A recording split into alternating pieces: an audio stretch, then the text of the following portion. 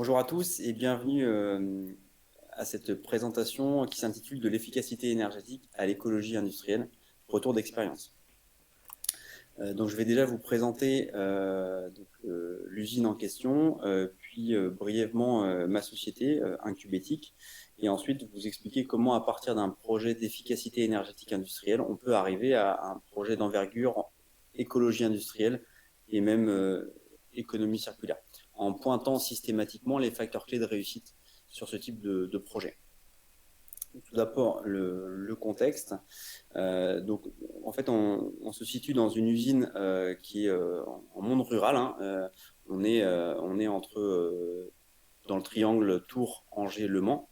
Et globalement, c'est une usine de valorisation énergétique qui incinère les déchets d'ordures ménagères et qui récupère partie de l'énergie en produisant de l'électricité. Notre client a tout d'abord été le CIVER, qui est le syndicat qui est propriétaire de cette usine. Et également, nous avons travaillé avec l'exploitant qui est Veolia et qui exploite l'usine depuis janvier 2005, date de démarrage de l'exploitation. Donc cette usine est composée assez classiquement effectivement d'une fosse à ordures ménagères dans laquelle les bennes à ordures ménagères déversent les déchets issus des différentes collectes du territoire. Ensuite, ces déchets sont incinérés dans un four et également donc, il y a une chaudière vapeur qui permet de valoriser l'énergie issue de la combustion des déchets. Cette énergie est pour l'instant uniquement valorisée sous la forme de production d'électricité via un groupe turbo-alternateur. Donc cette production d'électricité servant à la fois à l'autoconsommation du site et également le surplus est vendu sur le réseau. Si on regarde effectivement un schéma de principe de l'usine et notamment le cycle eau-vapeur, on voit qu'effectivement donc l'eau ici rentre dans un ballon chaudière. Cette eau elle est vaporisée avec l'énergie de combustion des déchets. Ensuite, donc elle est transformée en vapeur. Cette vapeur est surchauffée pour arriver à 60 bars 380 degrés. Et ensuite, elle est valorisée électriquement par l'intermédiaire d'un groupe turbo-alternateur de 9 MW électriques qui va amener à basse pression la vapeur. Cette vapeur est ensuite condensée et revient à l'état liquide par l'intermédiaire d'aérocondenseurs qui ensuite, c'est un cycle fermé, qui ensuite revient en bâche alimentaire et ainsi de suite. Donc pour l'instant, effectivement, il y a, on va dire, autour de 70 gigawattheures d'électricité produite à l'année, mais pas d'énergie thermique fournie, puisqu'il n'y a pas de réseau de chaleur urbain n'ayant pas de ville à proximité, pas de ville conséquente à proximité. Alors, voilà pour le contexte. Maintenant, effectivement, si je présente très brièvement la société Incubétique, je vais aller assez vite, après vous pourrez toujours retourner sur notre site internet si vous souhaitez avoir plus d'informations ou nous contacter. Et globalement, on est un bureau de conseil, d'études et de pilotage de projets dans les domaines de l'énergie, l'environnement, mais également sur une autre branche de l'activité, le multiservice et la RSE. Globalement, on va dire, on est à la fois un bureau technique sur la partie énergie, mais également un peu plus large, puisqu'on pilote ce type de projet d'écologie industrielle, dans lequel, en fait, systématiquement, en fait, on garde un côté neutre et impartial, puisqu'en fait, on ne met pas en œuvre des solutions d'un fournisseur plutôt qu'un autre. Globalement, on va toujours consulter tous les fournisseurs qui proposent des solutions afin de mettre en œuvre la plus pertinente pour notre client. Voilà. Et donc, notre champ d'action est vraiment au niveau national et on a 3 agences qui permettent de couvrir l'ensemble du territoire national. Si on évoque un peu nos agréments et certifications qui résument un petit peu nos activités, donc On a les agréments pour réaliser les audits énergétiques réglementaires, donc dans les domaines industriels, bâtiments et transports. On a également des personnes référencées ProRéféI, donc le programme de référent énergie en industrie. C'est un programme de formation où on accompagne les référents énergie à, on va dire, intégrer toutes les dimensions de leur poste. On est également référencé par la BPI, hein, sur un programme BPI ADEME qui s'appelle Diag Ecoflux, dans lequel on accompagne les entreprises de moins de 250 salariés à optimiser leur poste énergie, eau, déchets et matières. C'était anciennement le programme porté par l'ADEME qui s'appelait TPE PME gagnante sur tous les coups et qui maintenant a été repris par BPI. Et on a également le label ESUS, entreprise solidaire d'utilité sociale. En fait, on est un acteur de l'économie sociale et solidaire. Donc, très brièvement, hein, l'entreprise a été créée en 2009. On a développé deux entités, une sur la partie efficacité énergétique et une sur la partie multi-service solidaire par l'insertion. Donc, sur la partie efficacité énergétique, que je représente aujourd'hui, globalement, on a démarré par des prestations de conseil il y a un peu plus de 10 ans maintenant. Et ensuite, de plus en plus, on a développé notre expertise dans les domaines études, accompagnement à l'ISO 50001, diagnostic énergétique, mise en place de pilotage de chantier d'économie d'énergie. Et globalement, maintenant, sur l'entreprise, on est un peu plus de 20 collaborateurs. Nos domaines, effectivement, vous pouvez voir sur cette diapositive l'ensemble des prestations que l'on est en mesure de proposer. Globalement, on peut à la fois vous aider à optimiser les consommations, enfin, vos équipements existants qui consomment de l'énergie. On peut vous aider à les faire évoluer pour viser plus de sobriété énergétique et également vous accompagner sur des projets d'envergure, par exemple le projet que je vais vous présenter ici sur de l'écologie industrielle ou sur des énergies renouvelables et de récupération. Voilà, donc, on a un champ d'action assez large sur le domaine de l'énergie et de l'environnement.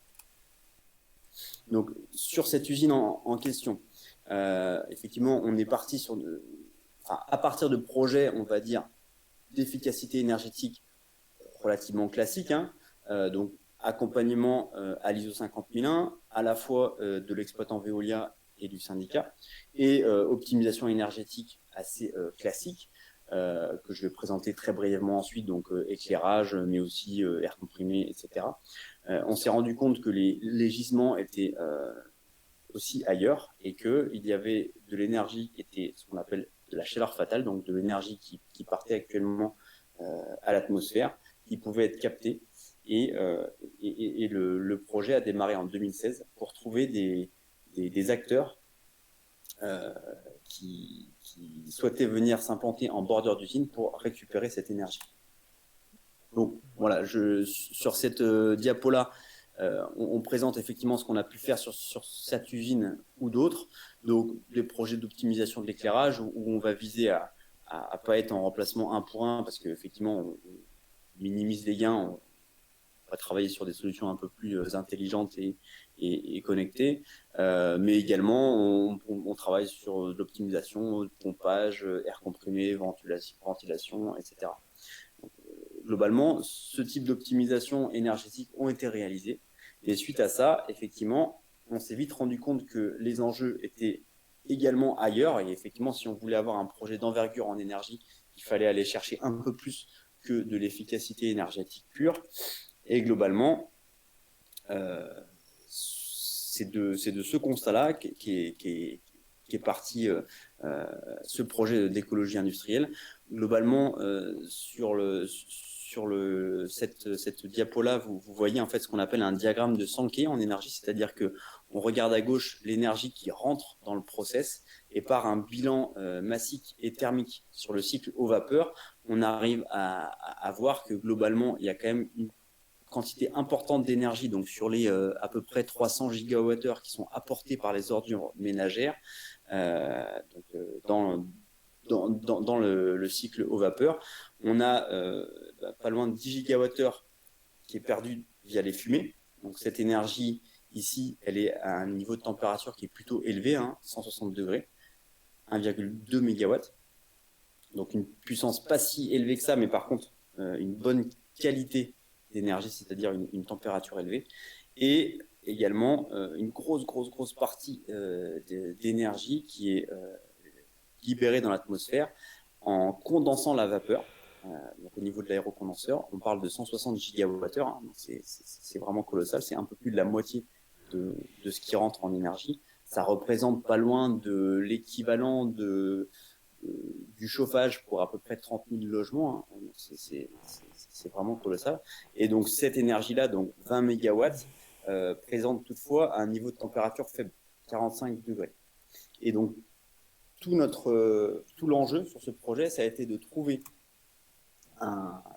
des acteurs du monde agricole, du monde industriel, qui étaient prêts à venir s'implanter en bordure d'usine.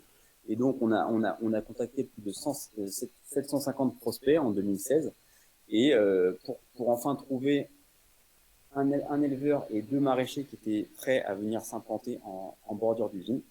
Et donc, l'un des maraîchers, en étudiant un peu plus les niveaux de température, les niveaux d'énergie et les consommations, a été celui qui s'est engagé dans le projet.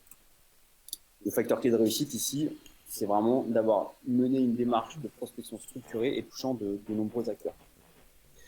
Et l'idée, ça a été de mettre en place, en parallèle de l'aérocondenseur, un hydrocondenseur qui d'un côté, va toujours condenser la vapeur, tel que le fait l'aérocondenseur, mais de l'autre, effectivement, alimente des serres en chaleur via un réseau d'eau,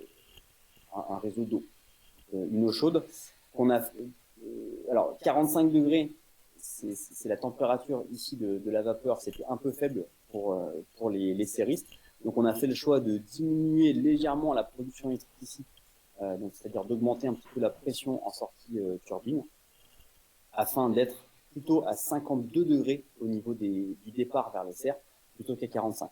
Et ça, effectivement, ça génère une perte de production électrique, mais qui est quand même relativement faible par rapport à l'énergie qu'on va récupérer en l'alimentant dans les serres. Là, le facteur clé de réussite, ça a été de trouver le meilleur point d'équilibre économique pour que la perte de production d'énergie soit, on va dire, compensée par le coût de la chaleur. À savoir que ce projet de serre, en fait, va créer effectivement dès l'année prochaine 120 à 150 emplois, et d'où le fait que la communauté de communes a très vite été très intéressée par ce projet, puisque le taux de chômage est important dans ce territoire. Donc voilà effectivement le projet à l'heure actuelle, c'est-à-dire qu'en octobre de l'année prochaine, donc effectivement la première tranche de serre, donc 4,1 hectares, va démarrer son exploitation, donc située en bordure de l'usine, que l'on voit située ici. Et ensuite, une deuxième tranche aura lieu en octobre 2024 pour lisser un petit peu les investissements. La tranche 3 étant un peu plus hypothétique, puisque dépendant d'autres facteurs. Et donc, notre rôle chez Incuvétique, ça a été de piloter un petit peu tous les différents acteurs parties prenantes de ce projet. Donc, on a évidemment les propriétaires de l'usine, enfin, le propriétaire de l'usine, donc le CIVER, et l'exploitant qui est Veolia, mais également la communauté de communes Beaujois-Vallée qui s'est fortement impliquée et qui s'implique encore fortement dans le projet, l'aménageur de la zone d'activité située en bordure d'usine, le serriste bien évidemment, mais aussi d'autres acteurs comme par exemple le syndicat intercommunal d'énergie, puisque il a été nécessaire de tirer le réseau gaz, d'amener le réseau gaz pour que les serres puissent être toujours alimentées en chaleur sur les 2-3 semaines où l'usine est à l'arrêt. Là, le facteur clé de réussite, c'est d'être un acteur neutre, c'est-à-dire qui n'a aucun autre intérêt que de voir aboutir le projet. Et donc, effectivement, on pilote tous ces acteurs à travers des comités de pilotage réguliers pour effectivement battre à la mesure et s'assurer que les choses avancent. Les thématiques adressées par Incubetic en coordonnant l'ensemble des acteurs sont multiples. Hein. Je vais les passer en revue une à une. Et effectivement, on retrouve en fait la plupart des thématiques qu'il faut adresser sur ce type de projet. Là, ce qui est important dans ces cas de figure-là, c'est de ne pas se cantonner simplement sur un point technique ou sur un point réglementaire. C'est vraiment de prendre l'ensemble des enjeux, puisque effectivement, un petit caillou, on va dire, peut devenir ensuite très important et peut faire capoter le projet. Alors, d'un point de vue technique, effectivement, il a fallu dimensionner des installations de récupération de chaleur. Donc ça, j'en ai déjà parlé. Donc là, on va dire, c'est pas ce qu'il y a de plus compliqué, ça reste de la technique. Voilà. Ensuite, donc là, effectivement, Incubetic, on dispose d'expérience sur ce type de projet, donc ça, c'est pas ce qui a été le plus complexe.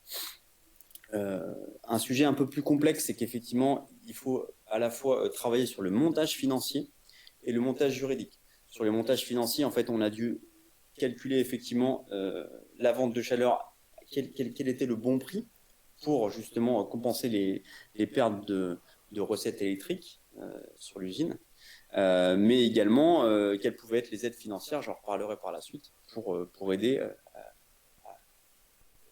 à financer les un peu plus de 2 millions d'euros qu'il faut pour la récupération d'énergie sur l'usine. Le montage juridique a également été complexe. Hein. On a eu plus de 2 ans de négociations entre les différentes parties prenantes. Et donc Incubetic était au cœur des négociations pour à la fois proposer un contrat de vente de chaleur qui tienne compte de tous les cas de figure, par exemple arrêt de l'usine un peu plus que prévu, arrêt de production des serres pour X ou Y raison qui fait que du coup il y a une perte de recettes électriques, etc. Donc tous les cas ont été envisagés dans le contrat de vente de chaleur. Mais après, effectivement, c'est un peu plus large que ça, puisque il y a, vous l'avez compris, hein, il y a beaucoup d'acteurs, notamment la communauté de communes Baugeois-Valais, le CIVER et Veolia, l'exploitant Saved, qui du coup gravitent autour de ce projet. Et en fait, on a dû faire signer effectivement 4 documents juridiques pour que tout le monde avance dans le même sens. Là, effectivement, notre objectif, encore une fois, c'est ce côté neutralité et pour vérifier que personne ne va tirer la couverture, on va dire, vers ses intérêts.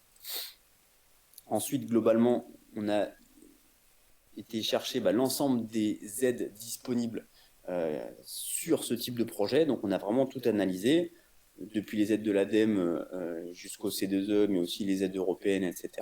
Bon, il en ressort que la principale aide utilisée pour ce type de projet, ce sont les certificats d'économie d'énergie, mais on a également analysé les autres et il y a certaines aides qui viennent un petit peu en complément. Là, effectivement, c'est quelque chose qui est important, c'est de bien connaître et de bien être à jour sur toutes les aides financières parce que c'est un monde qui est assez changeant. Il y a des évolutions régulières sur ce type d'aide financière. Ensuite, parmi les thématiques adressées, il y a eu très rapidement la thématique de l'eau, puisque l'eau est une ressource critique sur le territoire.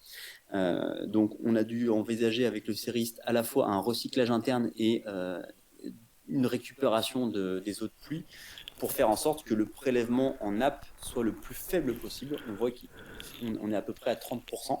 Du besoin en eau, donc c'est relativement faible, avec la contrainte qu'on ne pouvait pas prélever à d'autres périodes qu'en hiver, puisqu'en été, la ressource était déjà très très prisée, on va dire, et donc d'où le fait qu'il y a eu des bassins de stockage qui sont en train d'être construits pour ce projet, pour justement prélever en hiver et stocker l'eau pour l'utiliser en période estivale. Là, c'était un facteur indispensable et quand on a travaillé avec notamment les services de la préfecture, ça a été clairement quelque chose qui a été mentionné assez rapidement dans le projet, ça a été de minimiser les prélèvements en nappe. Sur la partie, on va dire, à la fois terrain et on va dire également montage de dossiers réglementaires, donc en fait, il y a 2 dossiers d'autorisation environnementale unique, donc DAEU, qui ont été déposés en préfecture. Un premier, donc par l'aménageur Altercité, pour créer une ZAC, une zone d'activité, et ensuite un second qui est en cours d'instruction actuellement, à l'heure où je vous parle, et pour lequel on a des réunions régulières avec la DDT qui pilote l'instruction de ce dossier, et pour lequel, effectivement, une autorisation est prévue milieu d'année prochaine, afin de pouvoir démarrer l'exploitation des serres on va dire fin d'année prochaine. Là, le facteur clé de réussite, c'est clairement de s'entourer de partenaires qualifiés et de privilégier la transparence. Effectivement, on a eu des échanges très tôt avec à la fois la DDT, mais aussi les associations environnementales, pour faire en sorte que le projet, en fait, on ait des prévalidations sur la faisabilité, pour rassurer les différents investisseurs et pour faire en sorte qu'ils soient prêts à signer en juin 2020, c'est-à-dire qu'ils ont signé avant même d'avoir les résultats de ces phases d'instruction. Une autre thématique qu'on a dû adresser dans ce projet, c'est effectivement le fait qu'il n'y avait pas de gaz sur la zone d'activité, il n'y avait pas de réseau de gaz à proximité, et économiquement parlant, pendant les 2 à 3 semaines où l'usine est à l'arrêt pour cause de maintenance, le serriste avait besoin de cette énergie de gaz pour pouvoir maintenir une température dans ses serres. Et donc, on a dû travailler effectivement avec le syndicat d'énergie du Maine-et-Loire, donc c'est-à-dire le CIEMEL, qui lui-même a travaillé avec GRDF pour amener le réseau de gaz, en tenant compte des futurs besoins, notamment des projets futurs de raccordement d'unités de méthanisation qui, eux, vont venir réinjecter du biogaz sur le réseau. Donc là, le choix du tracé a été quelque chose d'assez structurant. Et effectivement, on a travaillé avec le syndicat d'énergie du Maine-et-Loire pour trouver un tracé qui soit optimal. Le facteur clé de réussite, lorsqu'on amène comme ça du gaz naturel, c'est d'anticiper et de se projeter sur des besoins futurs. L'autre problématique qu'on a rencontrée, c'est que pour rentabiliser les investissements d'amener du gaz jusque cette zone, il y avait relativement peu d'utilisateurs, puisque globalement, il n'y avait qu'un serriste pendant 2 à 3 semaines dans l'année, c'est-à-dire une très très grosse puissance, mais pendant très très peu de temps, puisque le restant de l'année, le serriste va utiliser l'énergie récupérée de l'usine. Et donc, l'idée est venue, donc à la fois pour obtenir des engagements de consommation, pour limiter la part investissement public dans le financement du réseau amené par GRDF, mais aussi pour répondre à la volonté de création de stations GNV, donc gaz naturel pour véhicules, ALAS, qui est effectivement un carburant qui est plus vertueux que le diesel, notamment d'un point de vue environnemental. Eh bien, on a fait en sorte que puisse se créer une station GNV, et donc Incubetic a créé une filiale avec les partenaires du projet pour créer cette station GNV qui est en cours de déploiement. Effectivement, le permis de construire a été déposé et globalement, les études sont en train de se finaliser pour une mise en service très prochainement dans le courant de l'année 2021. Là, effectivement, le facteur clé de réussite, c'est évidemment de s'intégrer dans des politiques régionales et de mobiliser les acteurs publics pour répondre à un enjeu du territoire. Le dernier point qu'on a dû adresser, c'est le fait que, compte tenu du fait qu'on est en zone rurale et qu'il y a une offre de transport en commun qui est très très très faible, on a imaginé une solution pour aider les futurs salariés des serres, donc les 120 à 150 salariés qui travailleront à terme dans les serres, pour se rendre sur le lieu de travail de manière facile, mais aussi environnementalement parlant vertueuse. Et donc, à ce titre, on a déposé un programme C2E qui a été validé par le ministère de la Transition écologique et solidaire, qui a pour objectif de déployer l'éco-mobilité des salariés en zone rurale et périurbaine. Donc effectivement, ça va s'appliquer à ce projet EcoCir à Las, mais également à 18 autres zones d'activité en France, dans lesquelles en fait, on va mettre en œuvre les solutions de mobilité les plus adaptés, donc vélo, assistance électrique, autopartage, covoiturage, etc. Et donc là, effectivement, ce type de projet permet de répondre aux enjeux à la fois environnementaux, mais aussi sociétaux et territoriaux. Pour conclure, ce projet EcoCir, il répond bien aux 3 piliers du développement durable de façon concrète. Voilà, on est vraiment sur du concret. D'un point de vue environnemental, globalement, on évite de dégager une quantité colossale d'énergie dans l'atmosphère. Et on évite également de consommer de l'énergie fossile, puisque traditionnellement, ce type de serres à tomates et concombres sont chauffés par du gaz naturel, donc une énergie fossile. D'un point de vue sociétal, on répond à de la création d'emplois sur un territoire avec un fort taux de chômage. Et d'un point de vue économique, effectivement, on donne une visibilité long terme aux différents acteurs, puisque le contrat de chaleur a été signé pour une durée de 12 ans. Donc ça donne vraiment une visibilité pour que les différents acteurs, à la fois effectivement Siver, Veolia également, la communauté de communes et le CERIST, et les autres acteurs, effectivement, sur le tracé du GNV, etc., puissent se projeter sur du long terme avec un enjeu économique qui est bien présent et qui répond aux réalités économiques du moment. Voilà. Mais écoutez, je vous remercie et je me tiens à votre disposition pour échanger plus longuement sur le projet si vous le souhaitez. Vous pouvez également visiter notre site internet, donc www.incubetic.fr, si vous voulez en savoir un petit peu plus sur le projet. Merci beaucoup, passez une excellente fin de journée. Au revoir.